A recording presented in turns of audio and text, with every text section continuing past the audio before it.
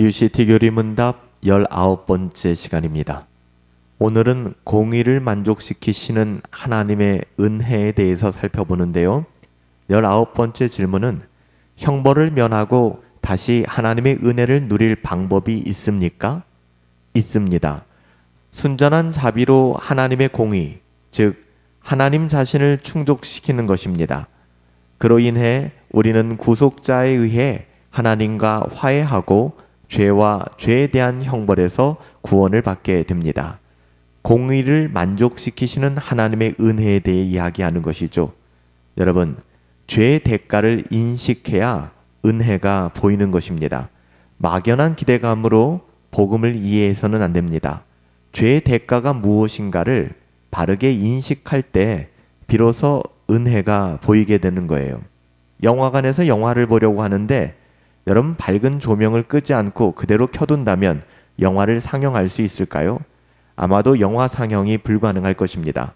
이런 상황은 우리가 복음의 구조를 이해하는 데 도움이 돼요. 어둠이 있어야 빛이 분명하게 드러나듯 하나님의 공의와 죄에 대한 심판이라는 배경이 있어야 복음의 영광이 선명히 드러나는 것입니다. 우리가 얼마나 큰 재앙을 피했는지 알게 될 때 구원의 깊이와 은혜의 풍성함을 진정으로 누리며 인식할 수 있게 되는 것이죠. 성경은 이야기합니다. 죄의 삭은 사망이다.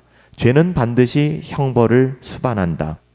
하나님은 거룩하시며 의로우시기에 결코 죄를 눈감아 넘기실 수 있는 분이 아니세요. 하지만 동시에 하나님은 사랑이시며 자비로우신 분이시기 때문에 하나님의 공의와 사랑은 어떻게든지 녹아질 수밖에 없는 거예요. 우리는 이것을 어떻게 이해할 수 있을까? 오늘 이 질문, 공의를 만족시키시는 하나님의 은혜가 바로 이 부분을 이야기하는 것입니다. 형벌을 면하고 다시 하나님의 은혜를 누릴 수 있는 방법은 없을까? 여러분, 예수 그리스도를 통하여 이것이 가능함을 성경은 이야기합니다. 하나님의 공의를 만족시키신 예수 그리스도의 그 순종, 십자가의 순종을 이야기하는 것이죠. 하나님은 우리를 구원하시기 위해 자신의 공의를 스스로 만족시키셨어요. 하나님 스스로 이 땅 가운데, 성자 예수님이 이 땅 가운데 오셨잖아요. 이사야 53장은 그 비밀을 있는 그대로 계시하여 드러내줍니다. 그가 찔림은 우리의 허물 때문이요 그가 상함은 우리의 죄악 때문이라. 여호와께서 우리 모두의 죄악을 그에게 담당시키셨도다. 이사야서 53장 5절에서 6절 말씀이에요. 예수 그리스도께서는 이 두 가지 방식으로 우리를 대신해 순종하셨습니다. 하나님의 공의를 만족시키신 예수님의 순종을 우리가 두 부분으로 구분하여서 설명하는 것 여러 번 했었죠. 첫 번째, 예수님의 능동적 순종이라고 말씀드렸습니다. 또 하나는 수동적 순종이죠. 능동적 순종이라고 하는 것은 예수님은 율법을 완전하게 지키심으로 우리를 위해 의로움을 이루어 주셨어요. 우리는 율법을 완전히 지킬 수 없는 사람이었는데 예수님이 대신하여 율법을 완전히 지키심으로 인하여 예수님은 말씀하여 주셨습니다. 내가 율법이나 선지자를 폐하러 온 줄로 생각하지 말아라. 폐하러 온 것이 아니라 완전하게 하려 함이라. 예수님은 우리가 살아야 할 삶 전체를 의롭게 살아내심으로 말미암아 하나님 앞에서 우리를 의롭다고 인정받을 수 있는 그런 능동적인 순종을 행하여 주셨습니다. 그 순종이 우리의 순종이 된 것이죠. 또 하나는 수동적 순종입니다. 예수님은 우리가 받아야 될 형벌을 대신 감당해 주셨어요. 그는 십자가에서 하나님의 진노와 저주를 온전히 짊어지셨습니다. 갈라디아서 1장 4절에서는 그리스도께서 하나님 곧 우리 아버지의 뜻을 따라 이 악한 세대에서 우리를 건지시려고 우리 죄를 대속하기 위하여 자기 몸을 주셨다라고 말씀하고 있어요. 예수님의 수동적 순종으로 말미암아 우리는 죄 사함을 받았습니다.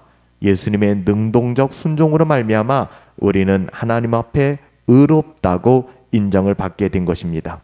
이런 예수님의 순종이 하나님의 공의를 만족시키셨다는 것입니다. 우리의 죄는 예수님께 전가되었고 예수님의 순종으로 예수님의 의로움은 우리에게 전가된 것입니다. 막 바꾸어졌다는 것이죠. 말도 안 되는 일이 벌어진 것입니다. 우리의 모든 죄의 형벌은 예수 그리스도께, 그리스도의 온전하심은 우리에게. 우리는 여기서 놀라운 고백을 만나게 됩니다. 여호와께서 그를 상하게 하시기를 원하사 질고를 당하게 하셨은즉, 이사야서 53장 10절 말씀이죠.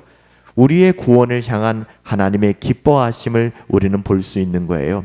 억지로가 아니라, 마지못해서가 아니라 하나님은 우리를 구원하시기를 기뻐하셨다는 것입니다. 어떻게 하나님이 죄 없는 아들의 고난을 기뻐하실 수 있었을까? 이것은 단순한 고통의 기쁨이 아니라 그 고난을 통하여 이루실 구원과 영광 때문이었어요. 예수님은 아버지를 완전히 신뢰하며 우리를 사랑하셔서 십자가를 지셨고요. 그 십자가는 비극이 아니었습니다. 하나님의 사랑과 공의가 완전히 드러난 사건이었죠. 성삼위 하나님께서는 이 구원의 여정을 위하여 구원을 계획하셨으며 구원을 실천하셨고 구원을 우리에게 적용하여 주신 거예요. 성부 하나님께서는 구원을 계획하셨습니다. 성자 예수님께서는 구원을 실천하셨습니다. 성령 하나님께서는 구원을 우리에게 적용하여 주신 것이죠. 성부, 성자, 성령 하나님은 하나님의 공의를 우리 가운데 완벽하게 이루어 주시고 또 하나님의 사랑을 완벽하게 녹여주셔서 우리를 하나님의 자녀로 불러주신 것입니다. 전적인 은혜로 주어진 구원, 하나님은 우리가 이 맛바꿈을 누리도록 어떤 대가도 요구하지 않으셨어요. 이 맛바꿈은 오직 예수 그리스도를 통하여 이루어진 것입니다. 이 모든 것은 순전한 은혜로 이루어진 것이지 우리의 어떠함, 우리의 공로, 우리의 행위에 연결된 것이 아닙니다. 에베소서 1장 5절부터 7절 말씀은 이렇게 얘기합니다. 그 기쁘신 뜻대로 우리를 예정하사 예수 그리스도로 말미암아 자기의 아들들이 되게 하셨으니 우리는 그리스도 안에서 그의 은혜의 풍성함을 따라 그의 피로 말미암아 구속 곧 죄사함을 받았느니라. 우리는 자격이 없었어요. 아무 자격이 없고 아무 공로가 없습니다. 죄로 말미암아 멸망당해야 될 그러한 비참한 인생이었습니다. 그런데 하나님은 우리를 불쌍히 여겨주셨고 우리를 사랑하셔서 독생자를 내어주셨습니다. 시편 51편에서 다윗은 간구합니다. 하나님이여 주의 인자를 따라 내게 은혜를 베푸시며 주의 많은 긍휼을 따라 내 죄악을 지워 주옵소서. 복음은 은혜의 선물입니다. 이 복음은 단순한 위로만이 아니에요. 복음은 생명을 바꾸는 능력입니다.